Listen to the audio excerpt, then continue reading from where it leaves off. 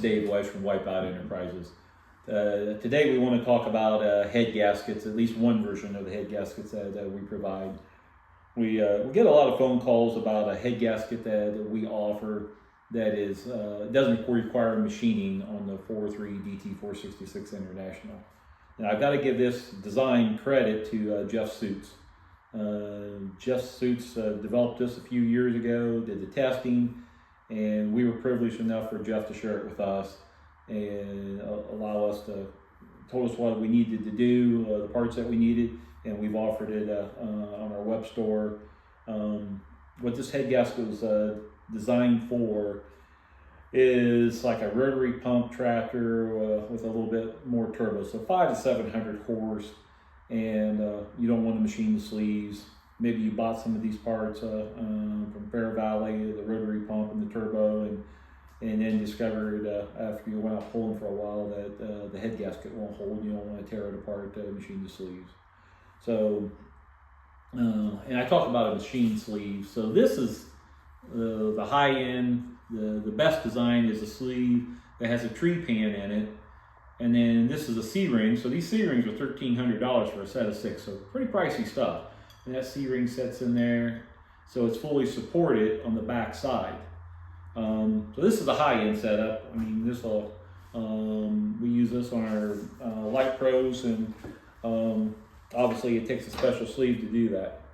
So what we're offering here is a copper head gasket, and then the fire rings. So you get 6 fire rings, and they lay on top of the sleeve. You don't have to machine the sleeve. And then the head gasket, the copper head gasket itself, supports the fire ring from pushing out, which obviously is a copper soft gasket, so it's got limitations of how much cylinder pressure it can handle. Like I said, 400 or 500 horse works very well. And then one of the other things with our head gasket that we designed into it, so it's like a factory head gasket, is we put the teardrop in there, this teardrop right here, to feed oil to the rocker shaft. And this is something on any head gaskets you get, especially the Felpro printed seal gasket, and that is an option that's on our web store. It doesn't have this cutout. So if your block doesn't have the plug in the back of the block to feed oil, you won't get any oil to the rocker shaft. So that's just something to be aware of. But with this gasket, we've got this added, so you don't have to worry about it. You put the gasket on and not worry about oil getting to the rocker shaft. So the prep for installing the head gasket, one of the first things you got to do with your block, we want to make sure your block's flat and the head needs to be flat.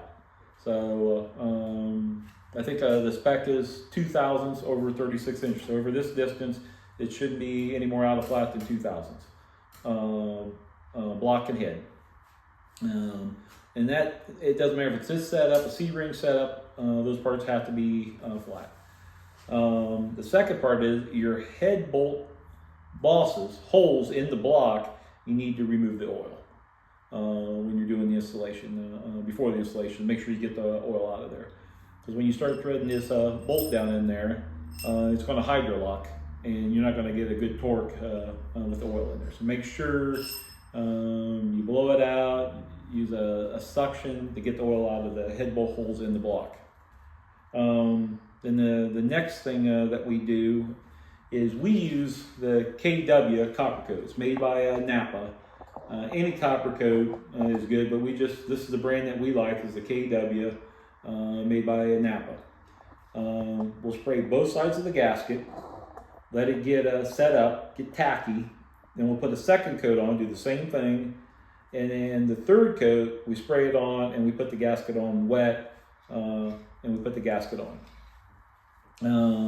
Bolt torque, we've upped the bolt torque on the head bolts using factory head bolts, and we want to apply an ARP or assembly lube. So we want to use some kind of assembly lube is what we recommend.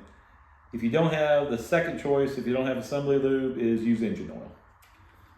So you want to apply the assembly lube to the threads, to both sides of the washer, or you can apply it to one side of the washer and under the head of the bolt. But anything that's got a frictional load on it, you want to apply assembly lube. So the threads under the washer, the top of the washer, And then again, we torque the head bolts down to 180 foot-pounds.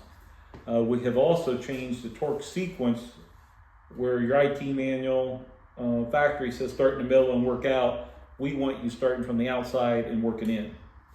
Because the first place for these things to leak is trying to lift that cylinder head, because there's no material out here to try to hold that head down besides these two bolts. So we want to torque from the outside, front and rear, and then just keep working on your torque. And the factory bolts take it to 180 foot-pounds.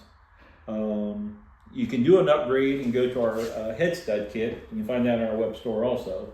And you can do an upgrade to the head stud kit. Just keep in mind that any of the head studs will not fit under a factory valve cover without a 1/2 inch spacer.